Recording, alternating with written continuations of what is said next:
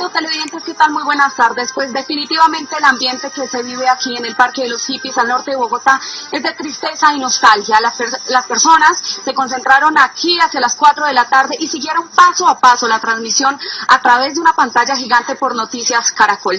Las personas han asegurado que en este momento se encuentran en un estado de incertidumbre porque definitivamente no saben a ciencia cierta qué es lo que va a pasar con el futuro del país. Mientras tanto, muchas personas lloraban, se abrazaban y otros se arrodillaban en el momento en el que el no salió victorioso. Pues esta es la información que se registra aquí en el Parque de los Hippies desde el norte de Bogotá. Tatiana Gordillo, Noticias Caracol. Tatiana, muchas gracias. En este momento, El País de España, que es el periódico más importante del mundo de habla hispana, dice: Colombia le dice no al acuerdo de paz. Es el titular que a todo lo ancho de su página en este momento entrega El País de España a todos sus lectores en el mundo. Y en agencias también es la noticia número 1 en nuestra región, en agencias F y AP también sigue siendo este no, que gana el plebiscito de Colombia, no a los acuerdos de paz con la guerrilla de las FARC. Hacemos una pausa, ¿no? Una nueva pausa y ya regresamos en esta cobertura especial de Noticias Caracol.